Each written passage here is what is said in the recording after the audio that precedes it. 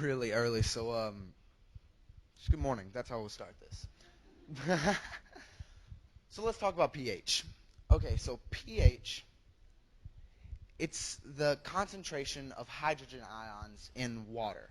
It's basically how powerful is the hydrogen in the water. Why is it so important? Well, if the pH is too low, it becomes what's called acidic. And if it's too high, it's alkaline or basic. So they created what's called, it's the scale. It's the pH scale. Well, if it drops down to 1, you can see, it'll be too acidic. And if it drops up or rises up to 14, it will be too alkaline, and that cannot support certain lives of plants and such. So I question it. You can ask my parents since I was little. I will question everything. I was the kid that sat in the back of the car and asked why and how 500 times a day. So I wanted to question pH. I wanted to question pH and the interstitial water in soil. What effect does water have with a non-corresponding pH on interstitial water that has a different pH? That's a mouthful to say, but it was an actually fair project. Pollution. It's a really big, ugly, scary word, and everybody's afraid of it when it comes up, but it's actually not the biggest problem here. Everyone kind of forgets about erosion.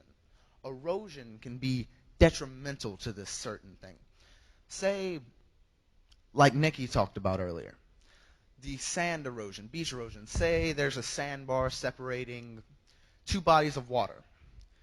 The water from one area can pass through the sandbar and interact with the soil over in this area. What if this water is not the same as this soil? How will that affect that soil? What if that kills all the plant life? What if it makes the plant life better? No one really looked into this. After research and looking through libraries and looking through the internet, of course, obviously, you don't really find much about soil conditions and pH and how this all runs together. Humans can have a big impact on this. Construction.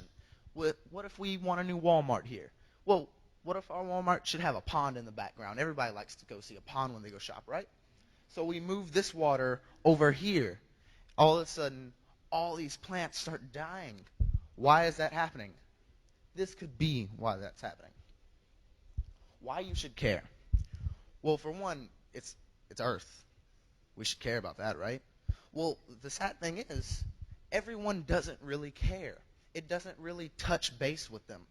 So let me change the title. How does it affect you?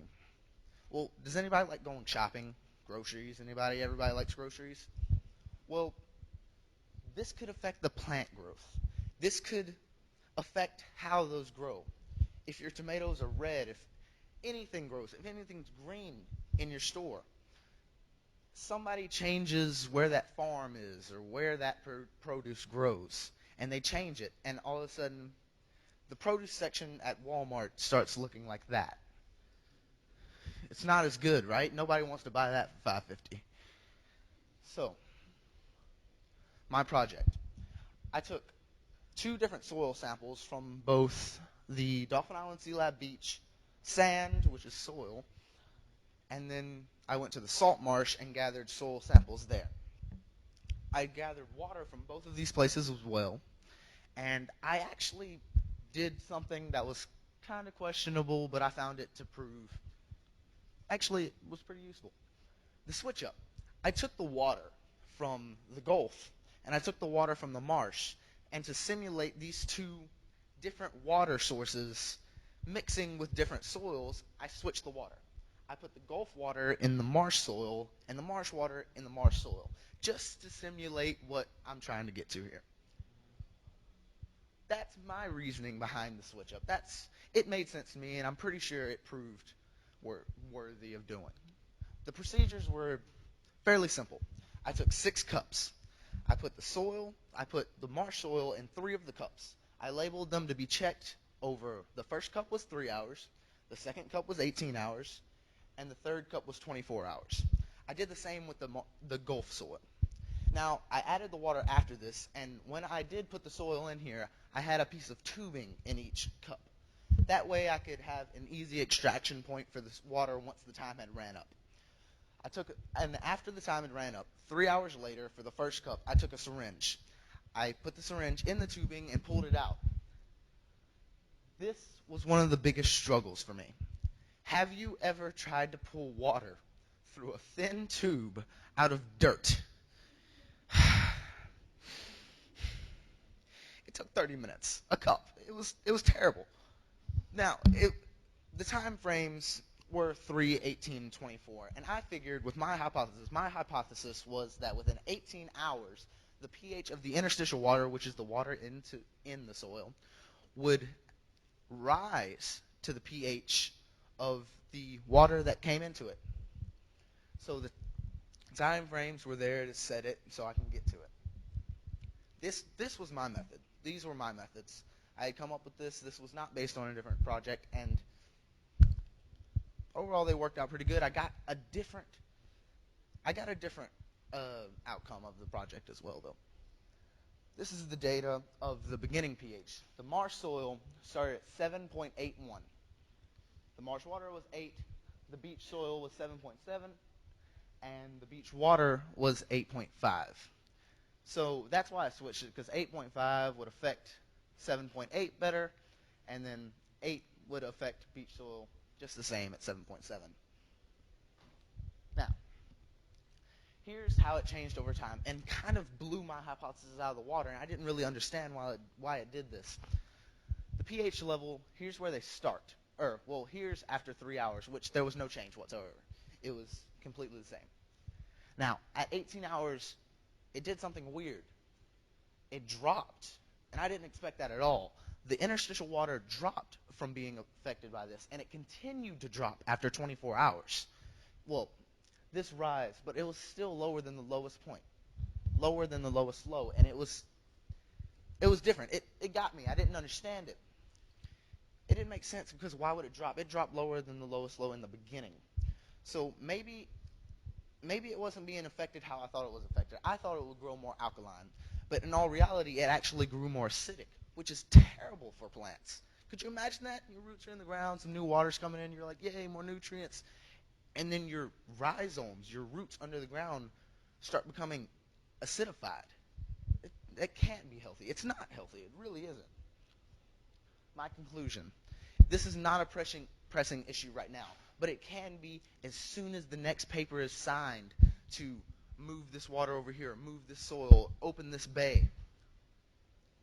It's very possible to become a problem very soon, very quickly. So when you're watching the news, just be aware of those words that say, we're building a new Walmart, we'll be building a new Publix, and we're just going to move this lake over here, and it's going to be all right. Don't have to worry about that. You might have to be worried. There's no one saying that it'll be okay. Thank you for your time. Thank you for listening to my presentation and my terrible jokes along the way. I would like to give thanks to the Emerging Scholars Program, who gave me the scholarship to come to this. It was actually a wonderful, wonderful experience. It was the best experience through school and academics that I've ever had so far. I would like to give a special thanks to Tina Millerway. I know she's watching it at the live stream. She was just fantastic in helping you along the way. She helped us set up our PowerPoint. She helped us set up our writings, our essays, everything. She was great. Very, very essential. My instructors, especially Jenny, she was my mentor, and she was fantastic. Any question you had, you could come to her. She may have disagreed with me a lot.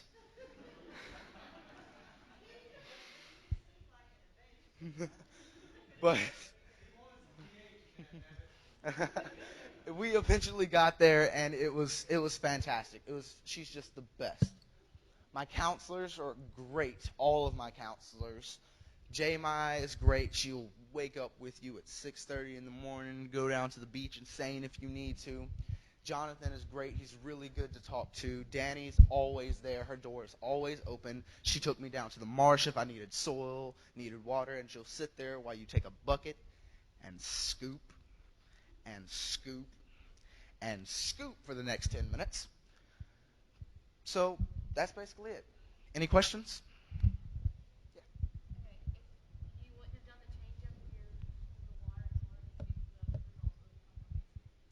Okay, she asked if I hadn't switched up the water, do I think that the outcome would have been more alkaline or more basic, higher on the scale? Actually, no, I really don't. The reason I switched them was because I didn't see much point in putting the same water that's already affecting the soil in the same soil. That's going on continuously, and there's no point in testing that. That's like saying, how's air doing? Air's doing fine. It's going to do great for the next while. Does that answer your question? Jenny? Jennifer?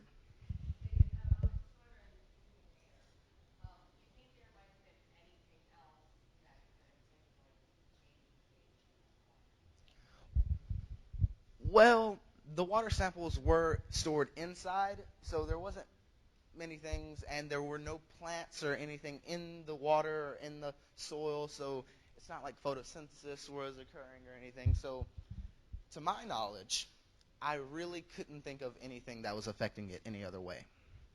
Anybody else? All right. Thank you, guys.